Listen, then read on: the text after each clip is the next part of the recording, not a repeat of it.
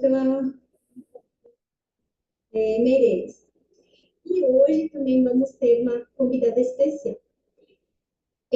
Hoje nosso tema vai ser sobre a relação entre educação e redenção. Então, assim, para aqueles que vocês têm algum conhecido, amigo, amiga que acha que vai gostar de ouvir sobre essa live, sobre esse estudo, dá tempo agora de compartilhar aí o link para a pessoa entrar, né? Então, nossas lives estão sendo uma vez por mês para esse estudo e estão todos convidados para participar, tá bom? Eu vou convidar a minha amiga Juliana para fazer uma oração para a gente começar. Boa noite, famílias queridas, tudo bem com vocês? É bom ter cada um de vocês aqui. Juntem todo mundo aí, esposa, marido, filhos, para que nós possamos juntos aqui conversar com Deus e pedir para que Ele abençoe essa nossa reunião tão especial. Então vamos orar e falar com o nosso Deus? Querido e amado Pai que estás nos céus, louvado seja o seu nome, Senhor, por tua bondade, por tua misericórdia infinita, pelo cuidado que o Senhor tem por nós a cada dia. Nós te agradecemos imensamente, porque hoje o Senhor nos dá a oportunidade de nos reunirmos aqui como famílias que se apoiam e que buscam o teu conselho e a tua sabedoria para educar os nossos filhos nos teus caminhos e para fortalecer os nossos laços aqui também nesta terra enquanto te aguardamos. E eu te agradeço por esse momento. Peço que o Senhor perdoe os nossos pecados e peço de maneira especial que o Senhor abençoe agora a família de Ana, abençoe a Karina, que vai falar agora para nós. O Senhor tem usado essa família, Senhor, como instrumento de auxílio para tantas outras famílias. E hoje, mais uma vez, nós pedimos que o Teu Espírito Santo seja sobre eles e sobre cada lar aqui que estará participando, para que possamos compreender a Tua vontade e que os Teus anjos possam nos ajudar a colocar em prática. Tudo isso eu te peço, te agradeço, em nome de Jesus. Amém. Amém. Obrigada, meninas. Boa noite a todos. E eu quero aqui apresentar, embora acho que todos, quase todos conheçam bem aí a nossa convidada de hoje, que é a Karina, né? A Karina de Ana, né? É uma querida amiga. E eu agradeço muito, Karina, por você aceitar participar com a gente. Para quem não conhece, a Karina ela e o esposo Davidson são os idealizadores, né, da Escola Vida Campestre, a qual a gente faz parte, né? Nós amamos essa escola, muitos fazem. E ela é pedagoga, educadora parental, é uma amiga querida e uma pessoa que eu admiro muito, uma família muito querida mesmo. E nós queremos agradecer pela sua presença aqui, em nome aqui das administradoras do GAV, em nome do Grupo GAV, né? A gente tem esse estudo mensal aí, sempre nas últimas segundas-feiras de cada mês. Nós vamos estudar o capítulo 4 e agradecemos pela sua disponibilidade, né? Este grupo, inclusive, esse estudo é do Gavi, mas ele é ampliado aí para todas as famílias que desejam aprender mais sobre a verdadeira educação, né? Que é a educação que Deus deixou para nós. E eu já compartilhei aí no chat o meu trecho preferido desse capítulo, e agora quero entregar aí para a Karina, para que ela possa nos conduzir nessa recapitulação do estudo. Muito obrigada, viu, Karina? É com você agora. Boa noite, pessoal. Muito obrigada pelo convite. Um prazer muito grande estar com vocês aqui nessa noite. Obrigada, Cris. Eu estou aqui vendo os nomes aqui, já tenho várias pessoas aqui, amigas, né? Que a gente já se conhece há bastante tempo, então estou me sentindo mais entre amigos, então, né? Muito obrigada. Quero parabenizar o grupo, né? Pela iniciativa de estudar esse livro. É um livro, sem dúvida, muito importante de ser estudado, reestudado, e quando a gente estuda em grupo é melhor ainda, né? Porque a gente pode trocar as ideias, pode ouvir também de outras experiências. Então, que Deus continue abençoando a iniciativa desse grupo. E já vou deixar aqui a sugestão para o próximo, que eu tenho certeza que vocês vão ler esse livro e vão querer ler mais, né? Então, anota aí, o próximo tem que ser Conselhos aos Pais, Professores e Estudantes. Porque eu sempre digo que o livro Educação é a teoria e o Conselho aos Pais, Professores e Estudantes é a prática. Então, já fica aí na lista de leitura para vocês. Mas, olha, Quando a Cris me convidou para revisar aqui com vocês, né? O capítulo 4, eu fui logo ler o capítulo 4, né? E aí eu falei assim, gente, como que pode, né?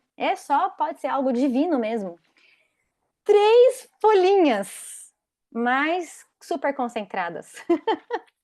É uma dose super concentrada esse capítulo aqui, que vai trazer para nós uma resposta a um questionamento que eu tenho ouvido cada vez mais ao meu redor. Como coordenadora pedagógica aí da Escola Vida Campestre, eu tenho contato com muitas famílias. E eu tenho ouvido um questionamento muito assim recorrente esses últimos anos. E eu acredito que vocês devem ter ouvido também, né? E eu acredito que este capítulo vai nos ajudar a solucionar esse questionamento. Qual é esse questionamento?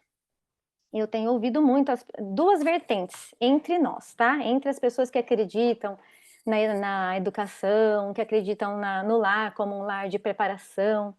Tenho escutado 2 vertentes aí. Uma que diz assim: Jesus está voltando, está muito perto de Jesus voltar.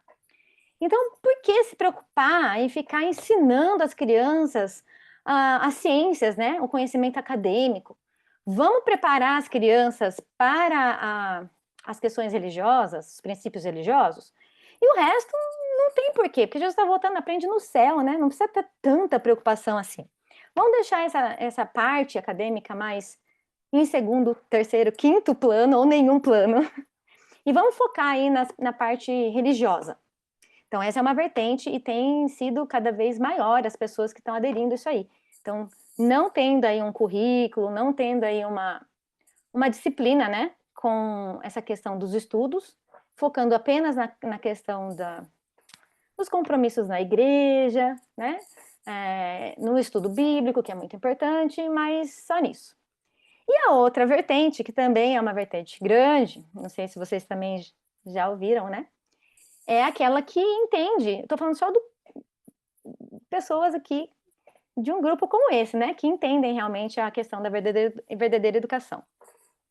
E tem um outro grupo que diz que, sim, é muito importante que tenha as 2 coisas, né, o estudo da Bíblia e o estudo da parte acadêmica, das ciências, mas que uma coisa não é exatamente a mesma, né, uma coisa não tem nada a ver com a outra. Então, a gente faz a parte da Bíblia, faz ali os deveres religiosos, cumpriu essa parte. Aí, uma segunda etapa seria aí a parte do conhecimento mesmo, científico, aí, acadêmico. Então, nós temos essas 2 vertentes, e aí a gente vai perguntar agora para Deus o que ele acha disso, e o que que a gente deve seguir, né? Será que tem alguma outra opção? Tem uma terceira opção aí?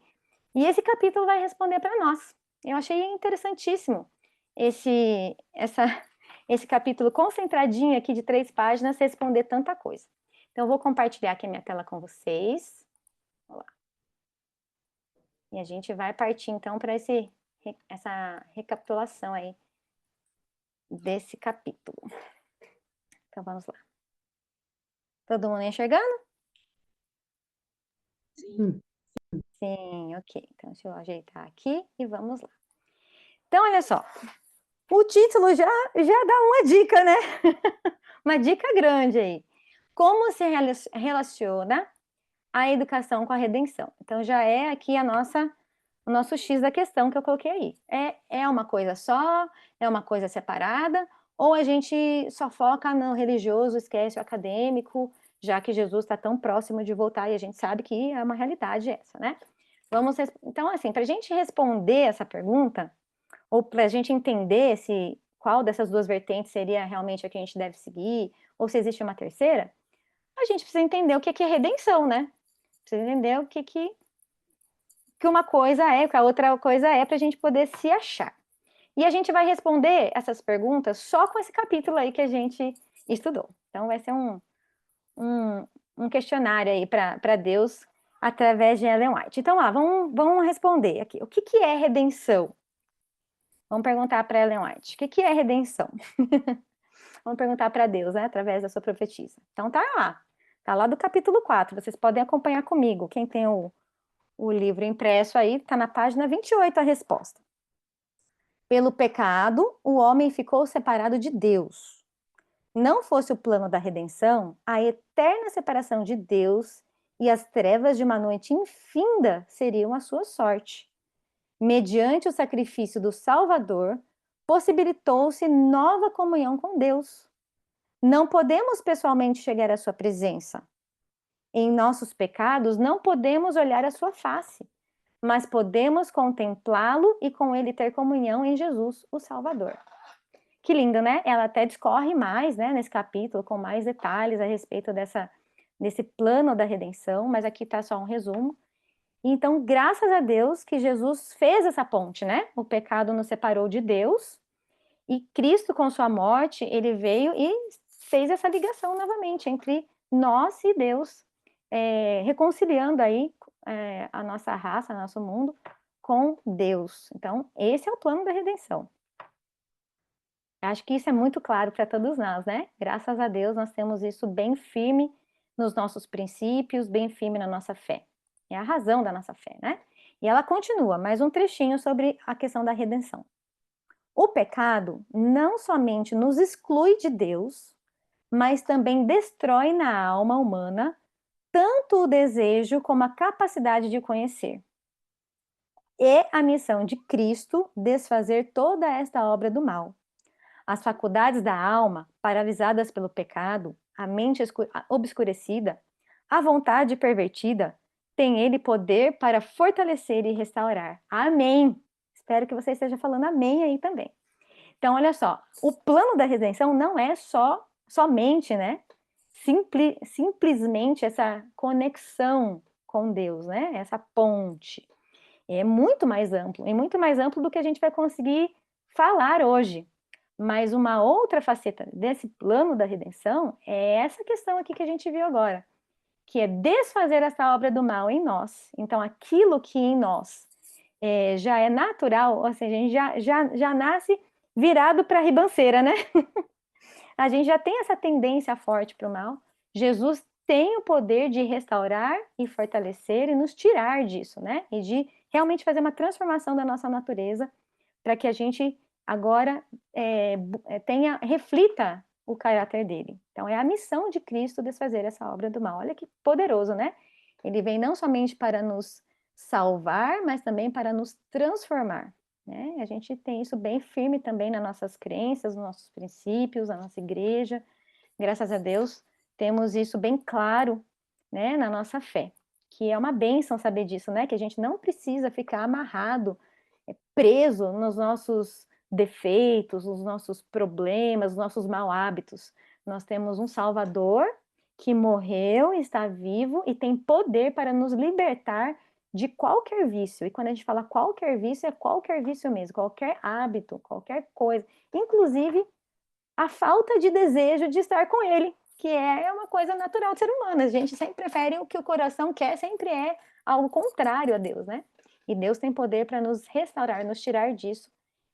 E pela fé, nos ajudar a gostar do que é elevado, do que é espiritual.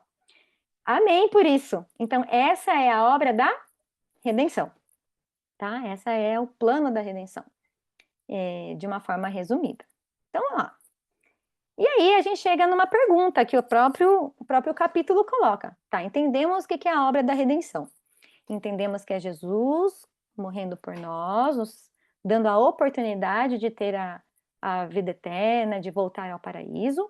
E é Jesus também nos transformando, nos tirando da prisão do pecado, dos nossos hábitos, caráter defeituoso e tudo isso. Então, qual seria a maior necessidade? Qual que é o nosso papel nisso, né? Qual que é a nossa necessidade diante desse plano da redenção aí? Qual que é a nossa situação? E o próprio capítulo responde, vamos lá. Olha só. Há em sua natureza, a nossa, né, do homem, um pendor para o mal. Ou seja, a gente nasce já lá no topo da ribanceira, viradinho para baixo, facinho de cair, né? Uma força a qual, sem auxílio, não poderá resistir. É muito forte, né, gente? Para opor resistência a esta força, para atingir aquele ideal que no íntimo de sua alma ele aceita como único digno, não pode encontrar auxílio senão em um poder. E esse poder é Cristo. E aí? A cooperação com esse poder é a maior necessidade do homem. Em todo esforço educativo, aí vem uma perguntinha que não quer calar, ó. Em todo esforço educativo, não deveria esta cooperação ser o mais alto objetivo? Então, olha só, nós temos um papel a desempenhar no plano da redenção, né? O plano da redenção está feito, está pronto, já está tudo já esquematizado antes desse mundo ter sido formado, já estava tudo já no plano. Mas a gente tem uma parte a desempenhar. E qual é essa parte? Aqui está bem clara, é exatamente a nossa maior necessidade, né? Que é cooperar com esse poder que é Cristo, para nos transformar, nos tirar dessa condição que nós temos. E aí vem essa pergunta aí. Bom, se essa é a maior necessidade do homem, então, obviamente, naturalmente, logicamente, isso não deveria estar em tudo, inclusive na questão da educação? Então, aqui a gente já começa a resolver o primeiro problema, né? Que eu coloquei lá no começo, dessas duas vertentes aí. Então, nós temos duas vertentes que eu comentei, que uma diz que basta só educar nos caminhos de Deus, esquece ciências, esquece a educação acadêmica, e a outra diz que são coisas separadas, uma coisa é a religião e a outra coisa é o estudo. Então, aqui a gente já viu que, bom, essa questão é muito importante, então ela tem que estar ligada à educação. Então, a gente já encontrou aí uma resposta aí para as nossas dúvidas, né? Então, a gente já viu aqui que não são coisas separadas, elas têm que ser juntas, certo? Tá, então, de que maneira elas teriam que estar juntas? Como que é, então, que isso acontece? Se a religião e a educação têm que estar juntas, como que a gente equilibra isso? Como que a gente faz isso acontecer? Então, aqui, esse capítulo também responde, por isso que eu falei que é um capítulo super concentrado em poucas páginas. Então, fica a pergunta, então, qual é o plano da verdadeira educação? A gente já acabou de responder que não é nenhuma vertente, nem outra que a gente estava estudando aqui desde que eu levantei aqui no começo, né? É uma outra coisa. Então, qual que é o plano, então? Vamos lá, vamos descobrir com esse próprio capítulo. Olha só o que ele responde. Sob condições mudadas, lógico que está mudado, a gente não está mais no paraíso, né? A verdadeira educação ainda se conforma com o plano do Criador, o plano da escola edênica. Olha só! Então, não é nem uma vertente, nem outra. É o plano da escola edênica. Aí eu fiquei pensando assim, ó, estava estudando esse capítulo, eu falei assim, plano da escola edênica. Como que a gente vai saber qual que é o plano? Qual que é o currículo da escola edênica? Como que a gente vai descobrir esse currículo, gente? Se esse é o plano do Criador, só são condições mudadas, né? Porque agora a gente não tem mais aquela comunhão face a face com Deus, a gente não tem mais aquela comunhão face a face com os anjos, não estamos no mundo perfeito como eles estavam, mas Deus está falando aqui, que ainda é o plano do Criador, o plano da escola edênica. Então, para quem que a gente pergunta qual que é esse currículo da escola edênica? Vamos perguntar para Adão e Eva, né? Eita, tinha uma fotinho deles aqui, acho que não apareceu aqui. Peraí, vamos voltar. Opa. Vamos, uma volta. Peraí, gente. Vamos interromper aqui. Aí, voltou. Eita. Espera só um pouquinho. Muita calma nessa hora, que a tecnologia às vezes nos atrapalha. Vamos voltar aqui. Me digam se vocês estão vendo agora, de novo. Bom, tá aparecendo sim. Ok, então vamos lá. Vamos mudar a tela, vamos ver se ele vai conseguir mudar a tela aqui. Bom, voltando, vamos perguntar para Adão, então, como que era essa escola edênica, né? Como que eles estudavam lá? Vamos ver, olha só. O santo par não era apenas filhos sob o cuidado paternal de Deus, ou seja, não era só uma relação de pai e filho, mas estudantes a receberem instrução do Criador, toda sabedoria. Eu estou trazendo aqui um texto agora fora do nosso estudo, só para a gente perguntar esse plano, como que era essa escola para Adão, tá bom?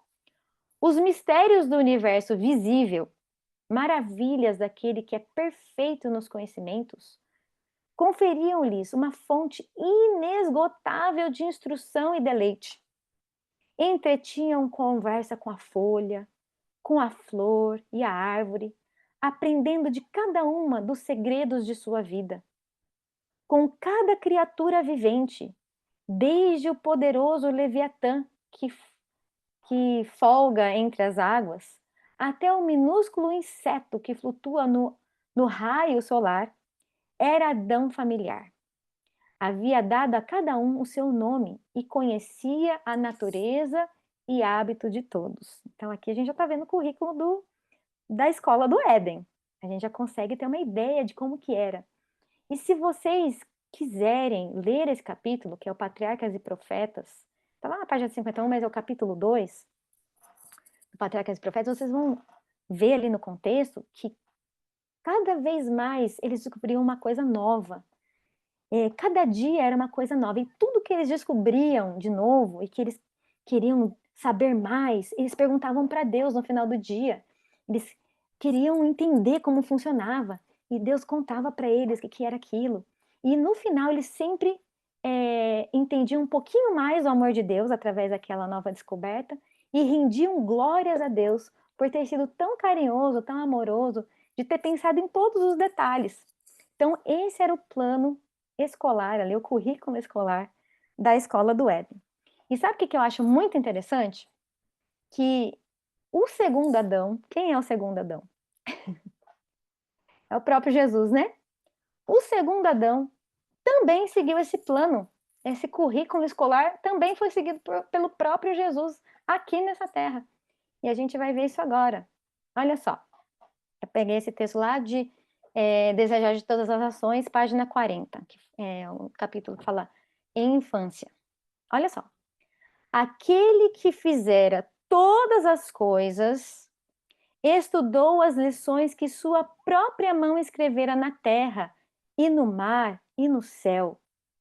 Desviado dos profanos métodos do mundo, adquiriu da natureza acumulados conhecimentos científicos. Estudava, olha só que coisa, né? Como combina o que Jesus fez com o que Adão fazia. Estudava a vida das plantas e dos animais, bem como a dos homens. Desde a mais tenra idade, possuía um único desígnio: vivia para beneficiar os outros. Olha que lindo, não é bonito como que Jesus nos deu exemplo em tudo, inclusive no currículo que ele seguiu. E se a gente for notar, tanto no currículo de Adão, né, que a gente perguntou lá para Adão, quanto no currículo de Jesus, eles tinham a natureza como um livro muito forte. Só que não era só o conhecimento da natureza em si. O conhecimento era sempre para glorificar a Deus. No paraíso, não tinha necessidade de ter assim um objetivo de evangelização, né? de levar o reino de Deus para as pessoas. No paraíso era para glorificar a Deus e aumentar ainda mais o amor que eles tinham por Deus. Aqui com Jesus, já, né, fora do paraíso, era sempre com o intuito de conhecer aquilo para poder beneficiar os outros. Então, olha só, a gente já consegue entender, já consegue ter assim um vislumbre aqui, consegue entender um pouco o que é esse plano da escola do Éden. Qual que é o plano da escola do Éden? Pelo que a gente viu aqui, me ajudem. Vocês podem abrir o áudio e me ajudar. Estudar a criação de Deus, estudar as obras de Deus, que a gente, como a gente viu ali no texto que eu trouxe do Patriarcas e Profetas, que são infinitas, para que a gente possa fazer com que o nosso amor por Deus aumente, que a gente consiga entender mais o amor de Deus e render louvores a Ele. E agora com Jesus a gente aprende que é para beneficiar o próximo também, que o objetivo do conhecimento não é um objetivo informativo, é um objetivo de serviço. Então, esse é o plano, esse é o currículo do Éden. Então, diante disso, a gente já consegue entender, então, qual que é o plano de Deus para os nossos filhos. Então, lá nessas vertentes que eu apontei logo no início, a gente já vê, então, que não é nenhuma das duas, né? não é nem a gente só estudar a Bíblia para a gente se salvar e estar pronto para Jesus voltar, e também não é só, não é separado, né? Não é estudar a Bíblia separado das ciências, porque uma coisa não tem nada a ver com outra. A gente está, na verdade, vendo que o plano do Éden é muito mais profundo do que isso. Então fica a pergunta, se é muito mais profundo, então o que é? Então o que é? Se não é uma coisa nem outra, que são as vertentes mais modernas, o que é então? Aí o próprio capítulo vai responder também. Olha lá. No mais alto sentido, a obra da educação e da redenção são uma. Não dá para você separar. E também não dá para você dizer que não tem a parte da educação, é só a redenção. É a mesma coisa. E é exatamente o que Jesus fez, é exatamente o que Adão fez. É o plano do Éden, continua mesmo. Deus não mudou o seu plano de educação, ele continua exatamente o mesmo. Só mudaram as circunstâncias, né? Nós temos agora, em vez de a gente ter uma comunhão direta com Jesus, né? Face a face, nós temos aí a Bíblia, temos aí os pais, que somos nós, né? Temos as experiências da vida, que vão nos ensinando, temos a natureza, que vão nos ensinando a respeito desse currículo maravilhoso que Deus nos deixou. E aí fica a responsabilidade para nós, né? Que Adão e Eva tinham Jesus ali para perguntar no final do dia, mas como que é isso? Eu vi um bichinho assim, como que é? E como que funciona essa questão, né, da atmosfera e tal? Perguntavam para Jesus. Agora quem é essa parte visível para os nossos filhos somos nós, os educadores que Deus colocou para cooperar com ele nesse plano. E aí, qual é o papel? Qual é o nosso papel nessa educação redentiva e edênica que a gente viu? O que a gente é para a gente fazer nesse plano, nesse currículo do Éden, da escola do Éden? Aí o próprio capítulo responde também. Eu não estou falando nada de mim hoje, é tudo esse capítulo, 3 folhinhas, nos respondendo todas essas perguntas. Olha lá, que está falando. O verdadeiro ensinador não se satisfaz com o trabalho de segunda ordem. Não é segundo plano educar. Não pode ser segundo plano educar. Não deve ser. Não se contenta com encaminhar seus estudantes a um padrão mais baixo do que o mais elevado que lhes é possível atingir. Não pode contentar-se com lhes comunicar apenas conhecimentos técnicos, fazendo deles meramente hábeis contabilistas, destros artistas, prósperos homens de negócio. É sua ambição incutir-lhes os princípios da verdade, da obediência, honra, integridade, pureza, princípios que deles farão uma força positiva para a estabilidade e o erguimento da sociedade. Olha só o serviço aqui. Ele quer que eles, acima de tudo mais, aprendam a grande lição da vida sobre o trabalho altruísta. Não é exatamente o currículo que Jesus seguiu? O nosso dever como educadores, diante desse capítulo que nós estudamos, não é exatamente o que Jesus nos deu como exemplo de sua vida? Que era adquirir conhecimento, e diz que Jesus adquiria conhecimento científico. Ele era um pequeno cientista. Mas qual que era o objetivo de todo esse conhecimento que Jesus adquiria? Beneficiar o próximo. E aqui está dizendo que o nosso dever diante de Deus, no plano de aula da Escola do Éden, no currículo do Éden, é exatamente o mesmo. Nós vamos sim oferecer os conhecimentos necessários aos nossos filhos, vamos sim oferecer os conhecimentos que são importantes para eles, mas não com o fim em que eles sejam meramente conhecedores de algo. O fim é que eles aprendam princípios de obediência, de verdade, de honra. Para quê? Para servir o próximo. É isso. Esse é o plano de aula da verdadeira educação.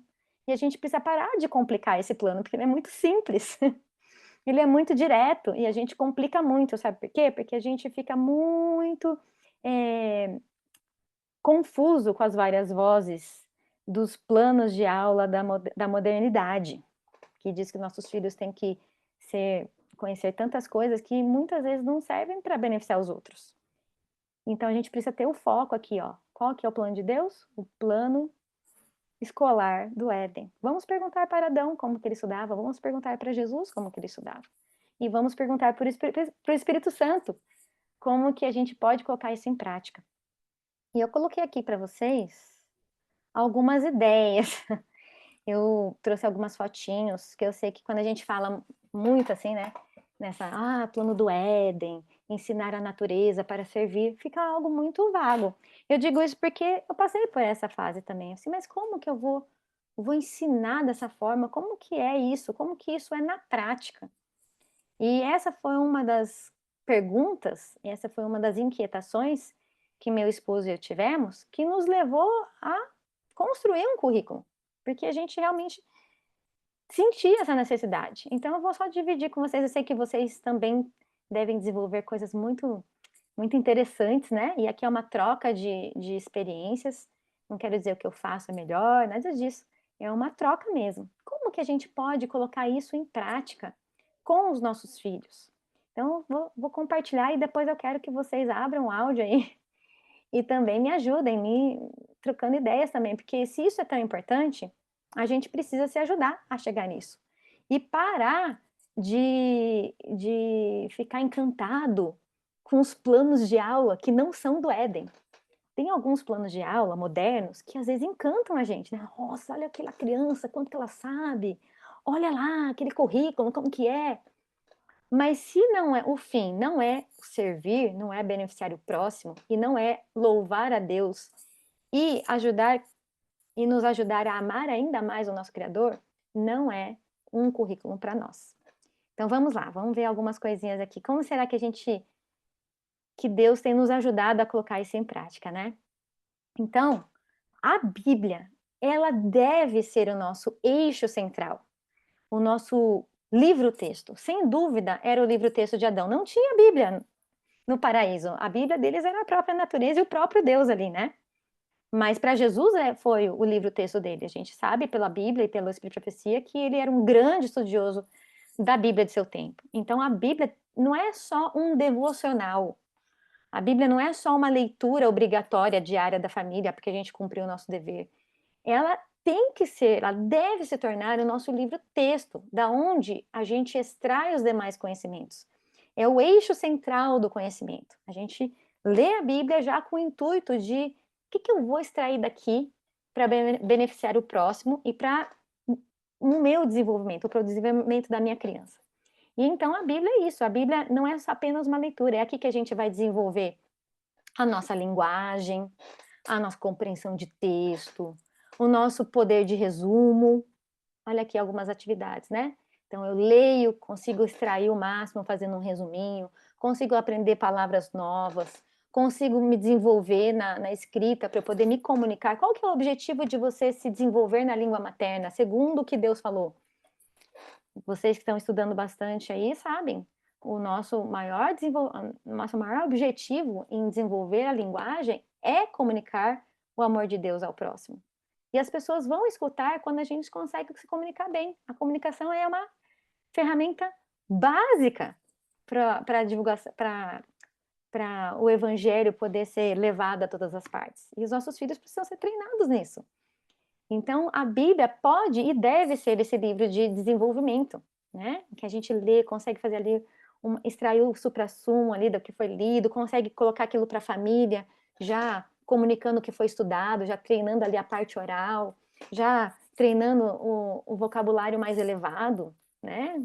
Procurando as palavrinhas mais elevadas, realmente tornando a Bíblia um livro de estudos, não apenas um livro de leitura obrigatória, né? Que a gente lê só para dizer que leu a Bíblia ou decorou um pouquinho. É o nosso livro mesmo. E a partir da nossa leitura, né, do nosso estudo, a gente começa a extrair, então, os conhecimentos, né? Um princípio bíblico que a gente pode levar para a natureza, que a gente pode buscar a natureza. Tem um texto que eu não trouxe aqui, acho que foi esse mesmo que eu trouxe para vocês, dizendo que Jesus, né, aprendia com as plantas. Eu fico pensando, como que ele estudava as plantas, né? Ele devia olhar as plantas e ficar ali observando os animais, observando cada detalhe, tentando fazer paralelos. Então, por que não fazer isso com nossos filhos, né? Levar eles para a natureza, depois que leu aquela história bíblica ou aquele princípio bíblico, vamos procurar isso na natureza? Como que isso se replica na natureza?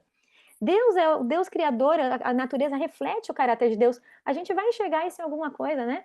Alguma coisa na natureza vai refletir esse princípio. Leva as crianças para observar, fazer um diário da natureza aqui, ó, observando e fazendo, traçando paralelos espirituais com o que ela está vendo. Um grande exercício de linguagem aqui, né? Traçar paralelos, fazer ali comparações. Olha só, você está estudando a Bíblia e já treinando uma grande habilidade da linguagem. Fazer ali um herbário, estudando as plantas medicinais do seu ambiente. Qual é o objetivo de você fazer um herbário? Só você saber botânica e saber lá os detalhes da planta? Não, você saber como extrair medicamento, terapias naturais para você poder beneficiar os outros, conseguir falar para as pessoas, olha, você está sofrendo disso, mas aqui no seu quintal tem uma planta assim que pode te ajudar. Esse é o objetivo do ensino. A gente precisa ter isso em mente, né? Saber plantar o alimento para poder beneficiar os outros, saber como a plantinha cresce, como que Deus abençoa essa plantinha, apesar dos nossos esforços, só por Deus que ela cresce. E Deus, por que Ele abençoa o nosso alimento? Para que a gente possa compartilhar. Então, você vê, o plano da redenção e da educação, eles têm que estar misturados em todos os momentos, e não só em partes. Esse é o plano do Éden. Olha lá, estudar lá os remédios, né, as principais doenças do mundo, e como que a gente pode ajudar as pessoas a encontrar aí terapias naturais, né, que Deus colocou em sua palavra para que elas possam ser restauradas. Então você vê como que está misturado? A gente precisa estar com foco nisso, né? Não só em conhecimento, mas também como tornar esse conhecimento útil para beneficiar o próximo. Lá, fazendo receitinhas, terapias naturais, como que eu vou divulgar isso se eu não sei fazer, se eu não sei nem para que serve? Por que é tão poderoso uma argila? O que Deus pôs ali que é tão poderoso? Não tem nenhum poder, o poder está na fé mesmo, no que Deus pediu para a gente fazer e confiar nele. Nossos filhos precisam estar sempre com isso em mente, né? Que o que eu estou aprendendo aqui, o que eu estou desenvolvendo aqui, é para servir alguém, é para que eu possa ser útil em algum lugar, é para que eu possa ser como o bambu. Eu sempre falo para a Grazi, você tem que ser como um bambu. O bambu é uma planta, né? Que todas as suas partes são úteis. Todas. Todas. E assim a gente deve ser também. Por isso que a gente precisa adquirir conhecimento útil para sermos como Cristo, né? E até o conhecimento mais acadêmico, né? Quando a gente vai estudar lá sobre os 5 sentidos, vai estudar sobre um bioma, né? A parte de ciências, vai estudar como as coisas funcionam na natureza. Tudo pode ser amarrado e deve ser amarrado com o conhecimento de Deus, com o plano edênico que é o servir o próximo, com o plano de Deus que é cooperar com esse poder de Cristo para tirar os maus hábitos, né? Tô lá estudando sobre a boca, vamos estudar também sobre a murmuração. Não adianta só escovar o dente e deixar o dente limpo, né? A gente precisa deixar também o que sai da boca limpinho. Então, tudo precisa estar misturado, tudo precisa estar muito interligado. Esse é o plano de Deus, né? Até a parte de finanças, né? Se tornar como ser um missionário de sustento próprio desde pequeno. Como usar o meu dinheiro? O meu dinheiro é meu mesmo? Ou o meu dinheiro, eu sou apenas um administrador? Para que serve o dinheiro? Será que é só para comprar o que eu quero, o que eu preciso? Ou Deus me abençoa para eu ser para eu beneficiar o próximo? Né? Beneficiar as pessoas que precisam, os projetos. Tudo precisa estar interligado. Você vê, a gente está aprendendo matemática quando a gente faz ali a contabilidade, né, dos produtos que as crianças são incentivadas a vender, mas não é só isso, né? Como que eu faço ali para administrar bem o meu dinheiro, para que eu tenha sempre condições de ajudar o próximo e não depender dos outros, né? Não só ajudar, mas também como não ser um peso. Então, toda vez que a gente for estruturar um plano de aula, ou um currículo, né, para os nossos filhos, ou escolher, né, o que a gente vai desenvolver com eles, seja na educação no lar, ou seja no reforço escolar, não sei, qualquer que seja a sua situação, a nossa mente precisa estar voltada para o plano do Éden. Qual é o fim de tudo isso? Precisa ser beneficiar o próximo, precisa ser louvar a Deus, dar glórias a Deus. Então, de que maneira eu vou transformar isso para que eu chegue nesse resultado. Então, essa deve ser a nossa mentalidade. E eu sei que é um exercício diário. E a gente não precisa ficar triste, né? Porque a gente tem o Espírito Santo. E ele disse que nos ajudaria. Nós temos uma mentalidade diferente, porque a gente cresceu assim, a gente cresceu num ambiente que o conhecimento pelo conhecimento, né? A informação pela informação. Mas Deus disse, né? A gente leu aqui, acabou de ler, que a missão de Jesus é nos dar o poder para a gente vencer os nossos defeitos, os nossos maus hábitos, as nossas ignorâncias, e a gente pode sim e deve pedir para Ele nos ajudar com relação a essa questão da educação e da redenção serem uma coisa só, uma única coisa, né? Para que a gente possa abençoar os nossos filhos com essa educação especial, essa educação do alto, e alcançar muitas pessoas, alcançar mais ainda, né? O nosso preparo para o reino de Deus. Aí, ó, e quando a gente tem a Bíblia como eixo central do conhecimento, quando a gente tem esse objetivo, não tem como a gente não ter o conhecimento científico, não ser um conhecimento científico elevado. Vai ser, naturalmente, que a Bíblia é o livro dos livros. E Deus é a fonte da sabedoria. Então a gente não precisa ter medo. O conhecimento científico, né, que a gente diz, vai vir em dobro. Porque Deus assim disse, né? Ele disse, quem quer sabedoria, peça para mim, eu vou dar abundância. Não precisam temer. Nosso objetivo tem que estar alinhado com o de Deus e a gente vai colher os resultados, com certeza. Então é isso. Vamos só encerrar agora eu não podia deixar de pôr esse aqui, né? Olha só. Os grandes princípios da educação são imutáveis. Então, isso que a gente estava conversando agora nasceu lá no Éden e não mudou. Permanecem firmes para sempre, visto que são os princípios do caráter de Deus.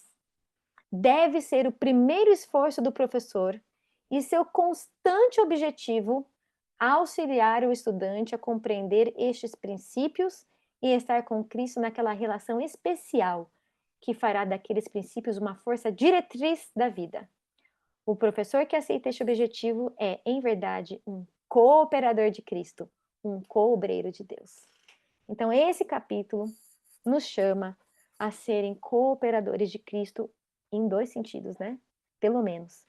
Tanto no sentido pessoal, de estarmos junto com Cristo, nos apegando a esse poder para alcançarmos vitórias pessoais, como também cooperadores de Cristo em praticar os princípios da educação imutável que nasceu lá no Éden e que Deus deseja que a gente pratique hoje na nossa casa.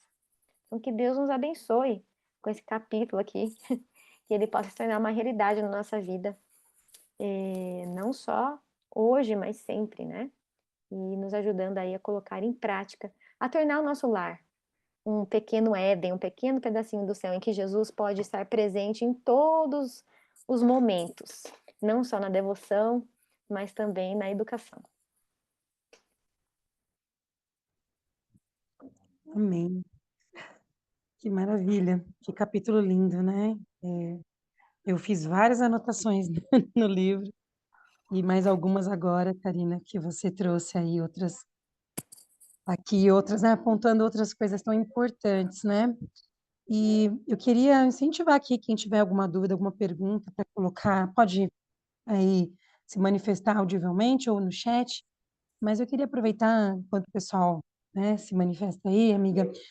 Eu queria perguntar o seguinte para você, né? Você que já está há um tempo, né, buscando aí, implementando esse currículo a ponto de abençoar outros, né, com a escola. Tem sido uma bênção, a gente tem aprendido muito, né? E aprendido que esse processo de educação ser né, com a redenção, ela diz respeito à questão familiar, né? Então, assim, os pais precisam aprender para ensinar os filhos, né? A gente precisa desaprender para aprender. Então, é algo complexo, mas é algo muito bonito, né, de se ver. Mas na prática, como você poderia nos ajudar aqui? Você poderia dar algum conselho, alguma dica aí para as famílias que estão começando agora, que talvez não saibam muito bem como colocar em prática tudo isso, como incentivar seus filhos nesse processo de aprendizado com a Bíblia, Existem muitas famílias que têm trazido assim, a dificuldade de a criança fazer o culto, ter o seu momento com Deus sozinho ali, seu culto pessoal, né? Seu momento tranquilo. E o livro ele traz num parágrafo dizendo assim que quando esses princípios são um poder divino e quando eles são aceitos, né, por nós, essa sabedoria que vem do alto, quando tem essa união, é aí que a gente encontra a fonte de toda a sabedoria. Então, assim, como que nós poderíamos ajudar nossos filhos a encontrar a fonte de toda a sabedoria no dia a dia? Como incentivá-los a começar ali da prática com o culto, talvez o culto familiar, o culto pessoal, para que eles possam desenvolver esse gosto na prática? Então, Cris, eu acho que você já, na sua pergunta, você já deu a resposta, né? Primeira coisa, sem dúvida, é a comunhão pessoal com Deus, né? Dos pais com Deus. Não adianta você exigir que a criança faça a comunhão ou tenha uma devoção pessoal se você está falhando na sua. E a nossa tendência, geralmente, é sempre acordar e já desesperado para os afazeres. Mas essa comunhão pessoal com Deus, ela é sem dúvida muito importante, a número um. Depois, orar como casal, né? Esposa e esposo orarem, pedindo para Deus sabedoria de como fazer isso, de como implementar isso na família. E começar com seriedade a questão do culto familiar. Às vezes o culto familiar, ele nem sempre é sério, sabe? Só acontece quando não tem imprevisto. Mas a nossa vida é tão cheia de imprevistos que mais não tem do que tem. Então precisa ser algo muito sério como comer, né? A gente não deixa de comer porque tem imprevisto. Então a mesma coisa deve ser com o culto. A gente não deixa de ter culto porque teve imprevisto. Então saiu de casa, tá no meio do trânsito, deu a hora do culto, para, né? Encontra um estacionamento lá, faz o culto. Levar a sério. Quando as crianças percebem que a gente está levando a sério, que a gente realmente dá valor naquilo, esteja com visita, esteja nas férias, esteja em qualquer lugar que você esteja, você realmente para fazer aquilo, elas começam a dar valor também, elas começam a respeitar que aquilo ali realmente é algo sério. E fazer o culto pessoal das crianças também é algo muito importante, né? Isso pode ser feito desde pequenininho, mesmo antes da alfabetização. Existem várias técnicas aí que você pode utilizar, estratégias, né, para que isso ocorra. E isso é bem importante, porque a gente vai ajudando já a criança a entender que a Bíblia vem primeiro. Mas uma coisa que eu posso acrescentar é que algo bem legal de você trazer a Bíblia para o seu dia a dia é você ler em família, ter um plano, né, de estudos em família nesse momento do culto, em que você vai agora pedir para Deus mesmo, pedir para o Espírito Santo te iluminar para você fazer apontar durante o dia situações que vão ajudar a criança a fazer a relação do que ela leu com as situações do dia a dia. Isso é muito importante. Para que ela possa entender como que aquilo funciona na prática, porque a leitura da Bíblia não é só uma leitura histórica. E às vezes a gente erra nisso, a gente só quer que as crianças entendam a história, saibam a história. Não, aquela história está ali na Bíblia para nos ensinar algo, que tem que ser do nosso dia a dia, tem que fazer sentido para mim. E a gente precisa extrair isso no nosso estudo e levar isso para o dia a dia, né? Então, nas situações do dia a dia, você lembra que a gente estudou aquilo na historinha bíblica hoje de manhã? Vamos pegar aqui uma aleatória, né? Uma clássica aqui, do Daniel. Daniel resistiu lá às comidas do rei, né? Então, a gente está aqui no mercado e a criança está lá pedindo alguma coisa que não é legal. Então, olha, essas aqui são as iguarias do rei, né? Lembra lá de Daniel? Então a gente precisa ser forte também como ele. A gente dizer não às iguarias do rei é isso, a gente dizer não para nossa vontade. Então, sempre que tem oportunidade, a gente resgata aquele princípio que a gente estudou em família e coloca de uma maneira bem prática, seja para criança ou para adolescente, para entender para que aquilo foi escrito. Eu acho que isso é um primeiro passo muito importante.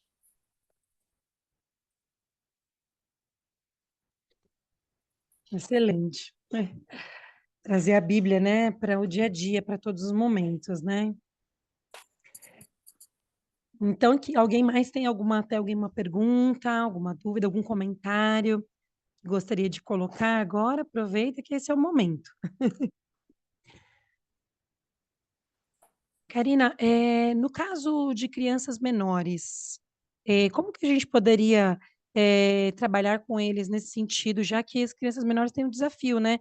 Os pais precisam estar mais juntos, estar mais direcionando, né? Como que a gente poderia ajudar as crianças menores nesse sentido? Você fala na devoção pessoal ou na questão da Bíblia no dia a dia? Da Bíblia no dia a dia. Bom, as crianças menores, elas precisam de muita coisa concreta, né? Quanto mais concreto, quanto mais visual, melhor. Então, a gente precisa, quando você, acho que essa questão da Bíblia, seja para criança pequena ou maior, a gente precisa, a primeira coisa, de um planejamento. A gente precisa saber de onde a gente quer partir e até onde a gente quer chegar, né? Então, para qualquer coisa que a gente for fazer, a gente precisa desse planejamento aí. Então, qual que é o desafio da criança? Né? Qual que tem sido as lutas dessa criança? Ela é uma criança que precisa melhorar em quê? Quais têm sido os desafios da família em torno dessa criança?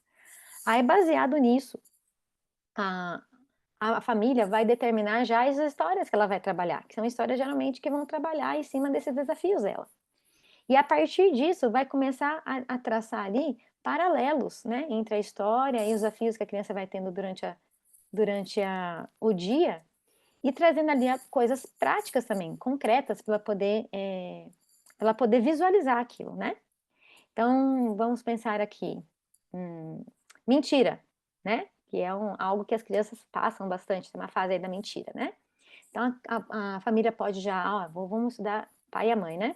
Vamos estudar essas histórias aqui da Bíblia, né, que envolvem mentira. Vai ser importante a gente estudar isso aqui. E durante o dia, tentar colocar ali no dia a dia da criança algumas coisas concretas para trabalhar com a mentira. Quer ver uma bem legal?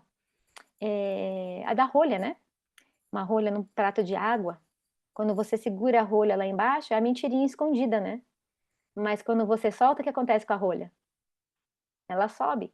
Mesma coisa a mentira, a gente pode até esconder ela por um tempo embaixo da água, mas uma hora ela vai se soltar, ela vai aparecer. Então você lembra da historinha que estudou hoje de manhã na Bíblia?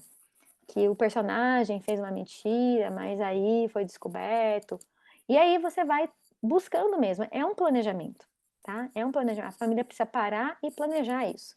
Não é algo que vai acontecer espontaneamente e aleatoriamente. Por isso que Deus diz que é um plano, né? Um plano de aula, é um plano da escola edênica. Não vai acontecer espontaneamente. A gente precisa realmente planejar. Então, acho que a maior orientação que eu teria para dar aqui é planejamento. O que eu preciso, de onde... E esse planejamento, Deus pode te ajudar, né? O Espírito Santo pode te ajudar. E onde que você vai conseguir essa ajuda? No seu momento pessoal. Você vê que uma coisa puxa a outra, né? Tá tudo interligado. Sim. A família precisa participar, né? Precisa ser algo familiar, né? Isso. Eu sei que tem algumas famílias, Cris, que tem algum descompasso, né? Às vezes a mãe tá querendo, o pai não participa, ou vice-versa. Mas não importa. Comece você, né? Comece você a fazer o seu culto, você a buscar em Deus. Deus só precisa de um, né? Sim, Só precisa de um. verdade. E através do testemunho desse um, Deus consegue trabalhar, né? Vai trabalhando com os demais. O que a gente não pode fazer é esperar o outro. Só vou fazer quando o outro falar, ele não me apoia, eu só faço sozinho. Isso é o inimigo, né? Mas se você estiver sozinho nessa, comece você e Deus você mesmo vai conseguir desenvolver isso com a ajuda de Deus. Muito bom que você comentou isso, né? Porque também existem os desafios, né? Às vezes o casal não está no mesmo passo ainda por não ter, enfim, devido motivos vários. Mas é importante isso também. Quero abrir aqui para a Betina, ela levantou a mão. Você quer comentar ou fazer alguma pergunta, Betina? Que bom ter você aqui conosco. Pode perguntar. Vocês estão me ouvindo? Sim. Então, é o seguinte, eu sou a Betina, talvez alguns de vocês me conheçam, né? Moro aqui em São Carlos. O que eu tenho notado, eu não sou mais professora de escola sabatina, fui durante muitos anos, que hoje se usa muita tela nas classes, né? A nossa igreja passou por uma reforma, todas as classes, sem exceção, têm tela. E eu acho que o uso excessivo de tela para as crianças menores, eu não sei se ele é tão assim benéfico. Então, porque quando eu me converti no antigo IAE, eu me lembro que a classe das crianças, dos menores, eu acho que era rol do berço, jardim da infância, a gente usava uma caixa de areia, e aí tinha umas figuras que a gente recortava de personagens bíblicos, e a gente montava todo o cenário dentro daquela caixa de areia. E eu usei essa mesma ideia para também passar os conhecimentos da Bíblia para o meu filho mais velho, a caixinha de areia, e ele gostava muito porque ele participava, ele punha a mãozinha, ele tirava, ele punha.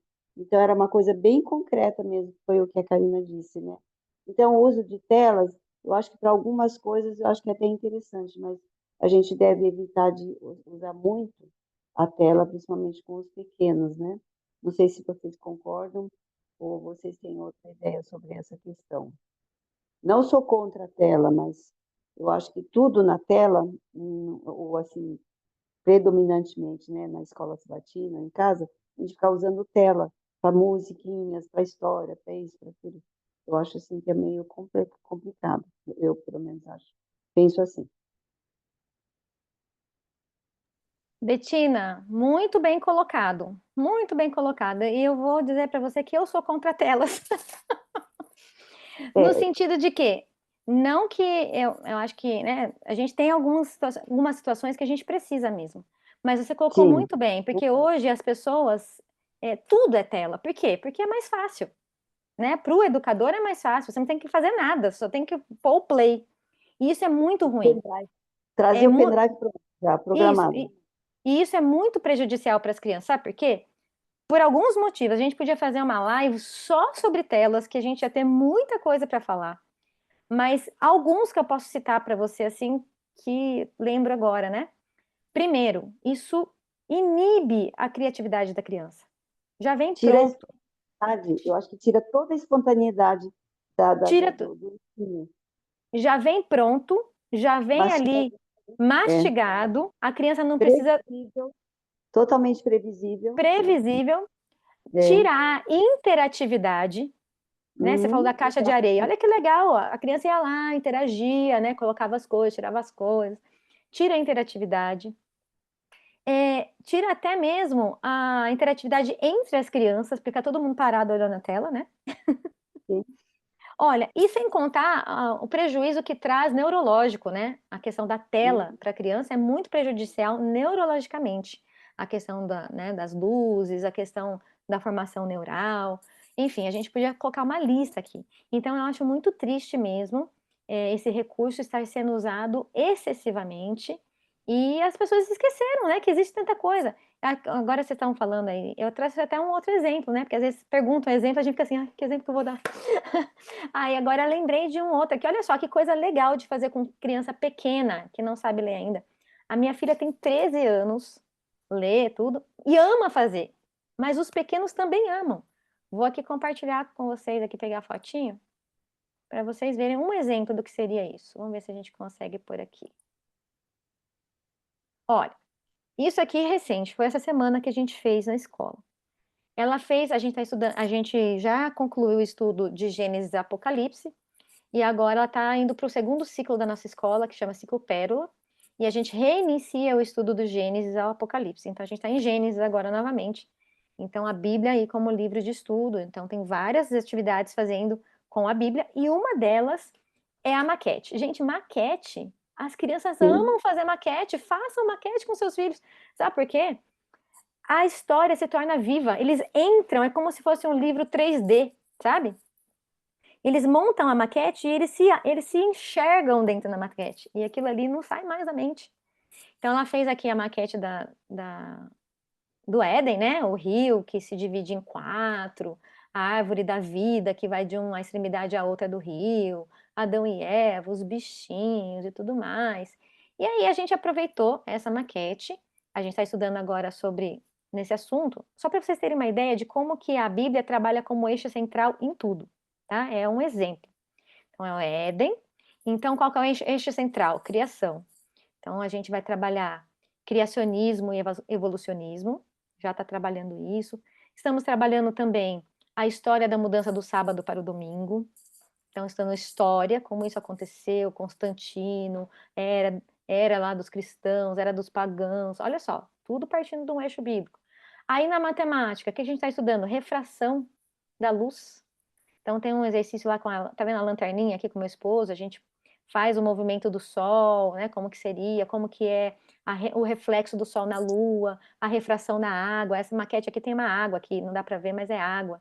Como que faz os raios, o ângulo, daí a gente mede o ângulo da refração e faz o cálculo do ângulo.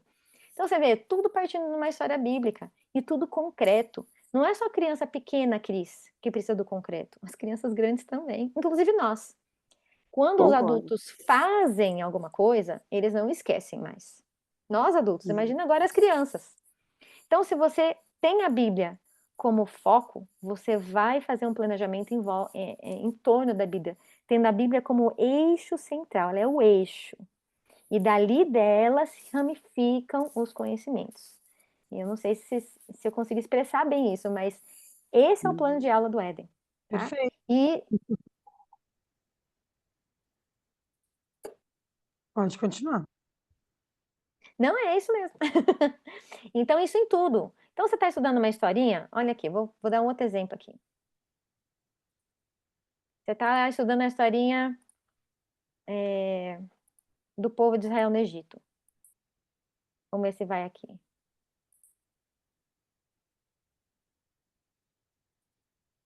Eita, pulou. Ó, povo de Israel no Egito. Quanta coisa dá para você estudar com isso? Você vai estudar, lógico, o princípio moral que você quer estudar ali, e dessa história você já consegue extrair bioma, como que é o bioma do deserto? Quais são os desertos do mundo? O que existia nesse deserto? O que existe ainda hoje? A gente estuda fauna. A gente vê tanta coisa confirmando a história bíblica quando a gente começa a estudar. A gente vê os animaizinhos que vivem lá ainda hoje, que são animaizinhos que a gente consegue ver na história bíblica. Os animais que foram usados para fazer a tenda, né, o santuário, né, o texugo do mel. Eu não sabia, eu descobri isso também ao estudar isso. Texugo do mel é um bichinho que existe lá, que eles usaram couro para fazer a cobertura do santuário. Aí você estuda sobre isso. Como que foi esse negócio, né, do Monte Sinai pegar fogo, né? E como que aconteceu isso? Quantos estudos você pode fazer com isso? Então, tudo vai se transformando num grande laboratório, mas tudo com um eixo bíblico. E aí você vai colocar no concreto, como a Bettina falou, não é um vídeo, né? Não é uma gravura apenas. Põe no concreto que a criança não esquece mais. Então, no caso aqui, a gente fez uma maquete, fez o Monte Sinai explodir, inclusive, né? Virou quase que um vulcão, né? Mas você pode fazer isso com qualquer coisa. Olha esse princípio bíblico aqui, ó, não murmurar, né? Você já começa a falar do paladar, já começa a falar de como que funciona, né, a boca. É isso aí. A gente trazer para o concreto é muito importante, tanto para as crianças pequenas como para as maiores, inclusive para os adultos. Com certeza. A gente aprende muito. Nossa, é um aprendizado muito amplo quando a gente está trabalhando com as crianças, esses princípios, né? Olha, Karina, aqui temos alguns comentários e uma pergunta, tá? Para a gente ir para o final, viu? Eu te liberar, embora a vontade da gente ficar conversando mais. Aqui a Júlia comenta que está com saudade das postagens da Escola Vida Campestre no Instagram, e que tinha muitas dicas para ajudar no dia a dia, né? Eu imagino, porque talvez não tenha mais, mas deixa você comentar. Cadê essas dicas aí? Olha, as dicas no Instagram acabaram não sendo mais postadas, porque realmente o Instagram é um aplicativo que traz bênçãos, né? Mas também traz muitas maldições. Principalmente a Concordo. questão da organização do tempo. E estava Sim. consumindo demasiadamente o meu tempo. Porque você entra para colocar uma dica, mas aí tem uma pessoa que fez uma pergunta, aí a foto não deu certo, aí a música, não sei o que lá. E quando você vê, você passou 3 horas ali. E aí eu concordo que são ferramentas para abençoar, mas elas não podem atrapalhar o nosso foco principal, que é a nossa missão em casa, né? E estava atrapalhando o meu foco principal, infelizmente. Eu tenho saudade também de compartilhar, de conversar com as pessoas do Instagram, que a gente faz muita amizade lá, né? Mas realmente a questão do tempo foi assim muito difícil para administrar com o Instagram. E eu não sei vocês, meninas, eu acredito que aqui tem a maioria mulher, né? Eu não sei, ó, de mulher para mulher esse papo aqui. A gente é um bicho curioso, né? A gente não consegue entrar para postar. A gente tem que olhar o que a amiga postou. Tem que olhar o que a amiga fez. Aí não consegui administrar minha curiosidade. Eu tive que cortar o mal pela raiz, como diz João Batista, né? Colocar o machado à raiz. Eu tive que pôr a raiz, tive que sair mesmo. Mas olha, Juliana, estamos à disposição, tá? Pode me chamar no Instagram, não, no Instagram não, no WhatsApp, quando você precisar de alguma coisa, a gente está à disposição. E quando eu conseguir administrar melhor meu tempo, a gente aparece lá no Instagram de novo. Que é um desafio, né? Que a Oh, é vida de muito mãe grande. parece que vai, sei lá, vai piorando, as coisas estão maiores e parece que eu tenho menos tempo ainda, não sei. Verdade. Bom, Karina, tem uma pergunta aqui, né? E a Júlia concordou aí com o que você falou em relação à pergunta, ao comentário que ela fez. A Juliana, ela pergunta o seguinte: Karina, o que você sugere às famílias cujos filhos estão na escola tradicional, mas pretendem fazer um trabalho educacional no contraturno, para não sobrecarregar demasiadamente as crianças? Então, como conciliar, né? Essas duas vertentes. O meu conselho é o mesmo. Você vai fazer um estudo da Bíblia em família e extrair desse estudo da Bíblia coisas práticas e concretas, tá? Não precisa ir para ciências, mas você pode pegar o que ele está estudando na escola, né? Não precisa fazer a mais. Você apenas pega o que ele está estudando e torna aquilo prático, porque a escola tradicional é muito teórica, pouquíssima prática. E as crianças não conseguem juntar as coisas. Elas não conseguem entender como as coisas funcionam na vida real, só com o estudo da escola. Vai estudar matemática. Isso aí que eu estou falando, refração, que é o exemplo que eu dei aqui com a maquete da, da criação. Está estudando refração na escola. Então, ela não entende, porque ela só entendeu o ângulo ali, ela não entendeu como funciona no dia a dia. Então, você vai fazer esse trabalho. Vai lá, faz a maquete com ela. Pega a historinha bíblica que vocês estão estudando, vamos fazer aqui uma maquete da historinha bíblica e revisa com ela na prática o que ela está fazendo na escola. Começa a fazer esse link da vida real com a história bíblica e o que ela está estudando. Isso amarrado é o plano escolar do Éden. Então a escola está dando para o seu filho uma parte do plano do Éden. O que você vai fazer no contraturno é fazer a parte que a escola não está fazendo, que é justamente colocar o que ele aprendeu na escola na vida útil, na prática e amarrando com a Bíblia. Dá um trabalho, mas vale a pena. Você não precisa fazer com tudo que ele aprende. Você pega aquilo que você entendeu que seria o mais importante e faz um planejamento. Tudo parte do planejamento. Você não vai conseguir isso aleatoriamente. Ah, hoje eu vou ver o que eu vou fazer. Aí abre o caderno. Você tem que já olhar antes, né, o que ele está estudando. Você consegue ver pelo livro didático, né, o que vai vir. E já começa a pensar, olha, isso aqui é importante, isso aqui é legal. Então, eu vou trabalhar isso aqui na prática. Como que eu posso fazer um projetinho prático com ele, com isso aqui, amarrando com qual história bíblica? A gente tem isso já pronto na Escola da Campestre, mas você pode fazer também. É um pouquinho de trabalho? É, mas olha só o que você vai ganhar. Você vai ganhar uma criança que enxerga a Bíblia em tudo que ela está fazendo. Enxerga a mão de Deus naquilo que ela está estudando. E não esquece mais que quando você põe isso junto, essas três partes juntas, né? Bíblia, conhecimento teórico, prática, junto, não tem como esquecer. Fica lá na cabecinha. Faz sentido. É verdade. Materializa o conhecimento, né? O aprendizado, aliás. E lógico, Excelente, muito sempre obrigada. lógico, sempre com aquilo que é o principal, né? Como que eu vou usar isso para servir o Uhum. meu próximo? Essa mensagem central, né? A obra de Cristo na nossa vida para abençoar os outros, né? Não vai fazer sentido. Senão não Muito tem bem. porquê, né? Não tem objetivo. Muito obrigada, Karina. Aqui não temos mais nenhuma pergunta, nenhum comentário, então vou te liberar. Quero te agradecer mais uma vez. Obrigada por aceitar, obrigada por esse estudo tão rico, né? Você trouxe aqui para nós essas considerações tão importantes. Que o Senhor nos abençoe, que nos ajude, né, nessa prática do dia a dia, E a Amém. cada dia nós podemos receber direto de Deus, né? Essas instruções para levar os nossos filhos aos pés de Jesus e servir ao próximo, né? Como diz, né, que uma família bem ordenada e bem disciplinada, ela é um testemunho muito maior em favor do evangelho. Que esse Amém. seja o nosso primeiro objetivo. E que Deus continue capacitando você, sua família, o ministério que vocês desenvolvem, os projetos, né, também maravilhosos que vocês têm desenvolvido aí com a comunidade e com as famílias ao redor. Muito Amém. obrigada mais uma vez, viu? Querida Eu que amiga. agradeço. Um abraço para vocês. Uma Vamos boa fazer uma noite. oração para a gente finalizar? Ah, sim. Por favor.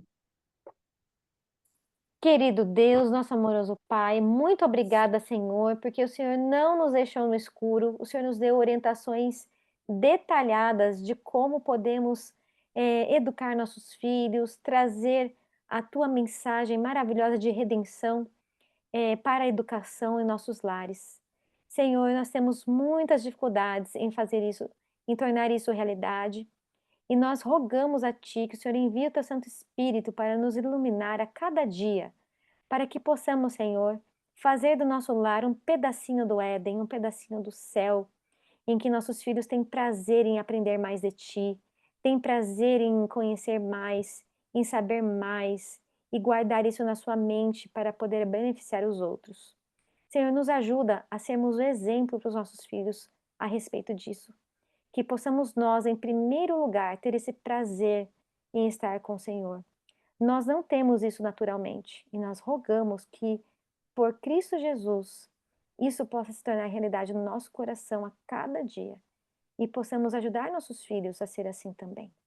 Por favor, nos ajuda, Pai, a entregarmos nossos filhos a Ti em breve, por ocasião da volta de Jesus. E não somente eles, Senhor, mas várias pessoas com quem o Senhor nos dará a oportunidade de compartilharmos a Tua verdade. Por favor, esteja conosco nessa noite. Nos dê um descanso tranquilo, Senhor, e que amanhã cedo, na primeira hora do dia, nós possamos já estar em pé para buscar de Ti orientação. Em nome do Senhor Jesus, nós pedimos. Amém. Amém. Boa noite, gente. Obrigada pela Boa presença aqui. noite. Obrigada, Karina. Fiquem com Beijos. Deus. Tchau, tchau. Tchau, tchau, meninas. É o próximo estudo, hein?